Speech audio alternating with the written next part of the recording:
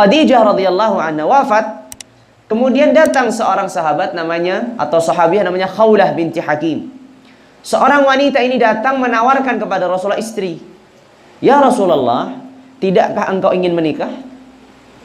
Aku memiliki dua tawaran ya Rasulullah. Satu seorang gadis, dan satu lagi seorang janda. Aku miliki tawaran ya Rasulullah, satu seorang gadis, satu seorang janda. Engkau pilih mana ya Rasulullah? Lalu kata Rasulullah, siapa yang gadis dan siapa yang janda? Lalu kemudian Rasulullah SAW bertanya kepada Khawlah, siapa yang gadis, siapa yang janda?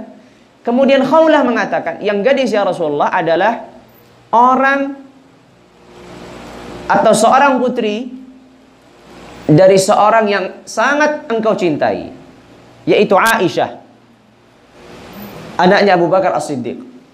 Lalu kemudian siapa yang seorang janda tadi? Yang janda adalah salah satu istri dari sahabatmu yang bernama Saudah binti Zam'ah. Saudah binti Zam'ah radhiyallahu anha. Lalu kemudian kata Rasulullah SAW, kalau begitu dua-duanya saja. Kalau begitu dua-duanya saja. Artinya Rasulullah SAW melamar dua-duanya melalui Khawlah binti Hakim radhiyallahu anha. Lalu kemudian Khawlah mendatangi ibundanya Aisyah Ummu Ruman.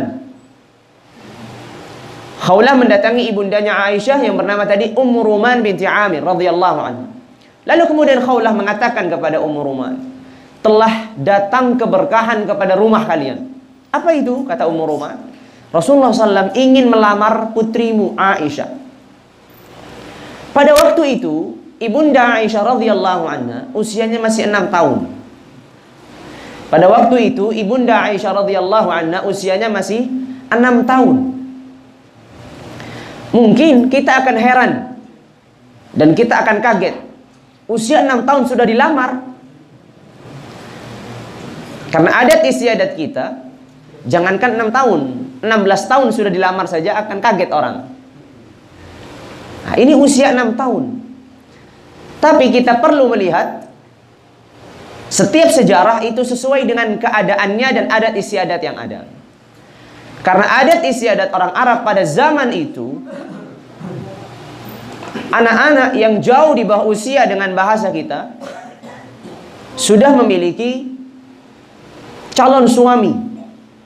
Bahkan uniknya ibunda Aisyah radhiyallahu anha sebelum dilamar Rasulullah sudah dilamar orang lain. Artinya Rasulullah bukan seorang yang melamar pertama ibunda Aisyah. Makanya seringkali ada hal-hal yang dibincangkan di kalangan orang-orang yang membenci Islam, yang dituduhkan kepada Rasulullah bahwasanya Rasulullah SAW itu menzalimi istrinya Aisyah karena menikahi di bawah usia. Ini karena mereka tidak mengenal sejarah. Apa masalahnya seorang wanita dengan kemuliaannya, dengan kerelaannya, bahkan dengan kebanggaannya? Nanti kita akan kisahkan bagaimana ibunda Aisyah sangat bangga ketika Rasulullah SAW melamarnya dan sangat bahagia. Singkat kisah, ibunda Aisyah radhiyallahu anha tadi dilamar. Khawlah binti Hakim datang kepada ibundanya Ummu Ruman. Kemudian Ummu Ruman berbicara dengan sang suami, yaitu Abu Bakar, ayahnya Aisyah. Ini putri kita dilamar oleh Rasulullah. Maka Abu Bakar As-Siddiq pada waktu itu mengatakan, Muhammad akhi, Muhammad yaitu Rasulullah adalah saudaraku. Bagaimana dia pantas menikahi putriku? Karena Abu Bakar As-Siddiq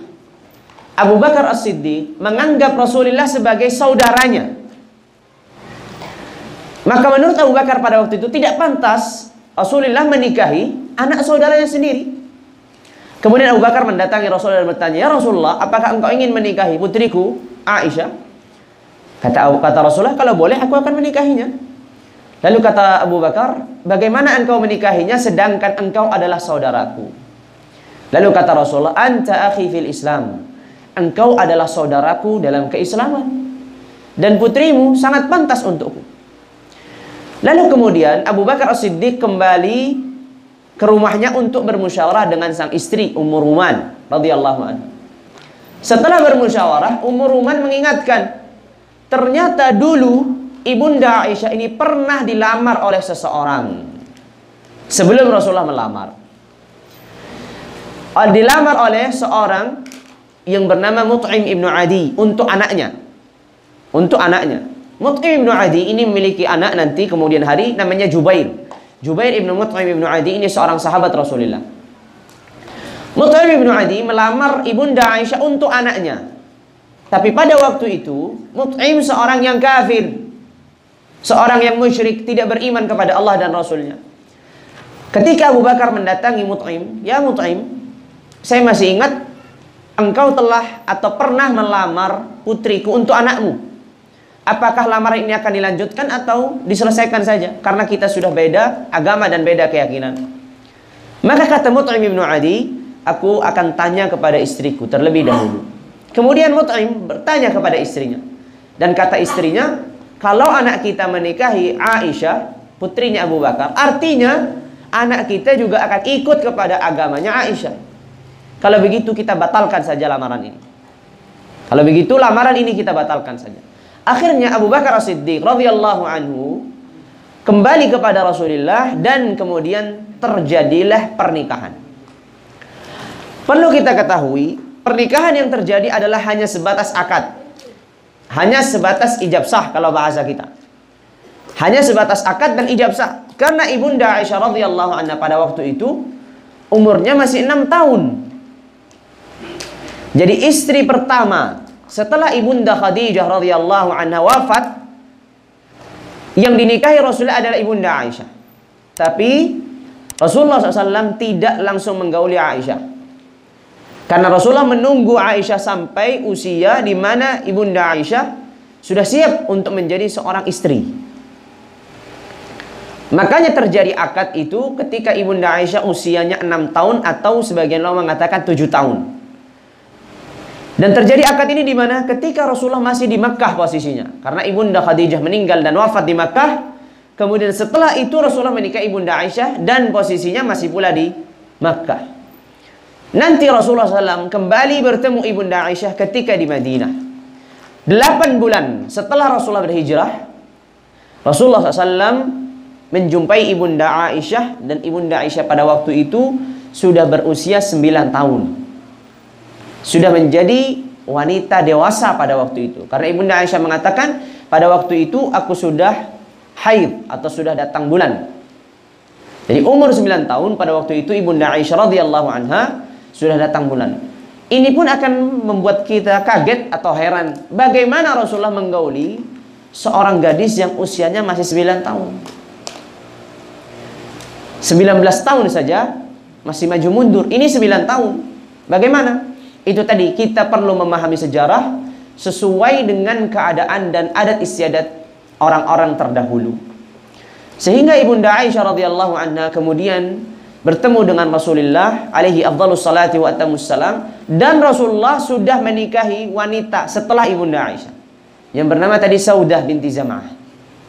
Jadi Rasulullah setelah akad ijab sah dengan Abu Bakar atas putrinya Aisyah, kemudian Rasulullah menikahi Ibunda Saudah, Saudah binti Zam'ah radhiyallahu anha, seorang sahabat Rasulullah dari kalangan wanita yang berhijrah ke negeri Habasyah bersama sang suami yaitu Sakran ibnu Amr.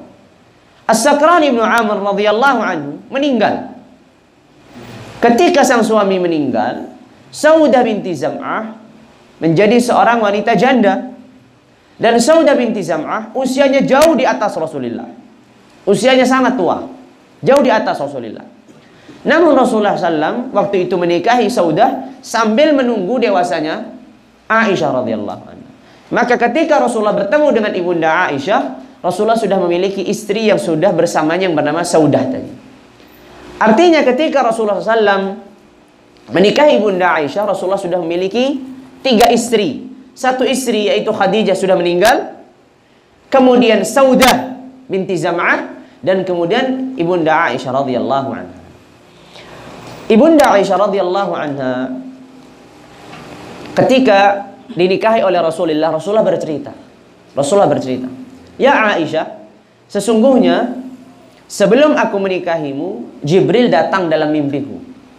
Jibril alaihi salam datang dalam mimpinya Rasulullah. Dan Jibril membawa seseorang yang dibungkus dengan kain sutra. Jibril membawa seseorang yang dibungkus dengan kain sutra. Kemudian Jibril mengatakan, "Coba buka siapa yang dibalik kain sutra ini. Dan siapapun yang kamu lihat, itu adalah akan menjadi istrimu kelak." Lalu kemudian dalam mimpinya Rasulullah dan mimpinya para nabi itu adalah wahyu. Mimpinya para nabi dan rasul itu adalah wahyu. Sebagaimana kita kenal mimpinya Nabi Ibrahim yang akan menyembelih sang anak Ismail alaihissalam, yang datang dalam mimpinya. Mimpinya para nabi dan rasul itu wahyu, berbeda dengan mimpi-mimpi kita. Maka ketika Rasulullah membuka sutra itu, ternyata dilihatlah Aisyah radhiyallahu anha. Dan mimpi itu berulang datang kepada Rasul. Makanya Rasulullah mengatakan, kalau seandainya ini sudah ditakdirkan, maka Allah Azza wa Jalla yang akan menyiapkan dan akan menjaganya. Dan benar, kemudian hari Ibunda Aisyah radhiyallahu anha menjadi istrinya Rasulullah.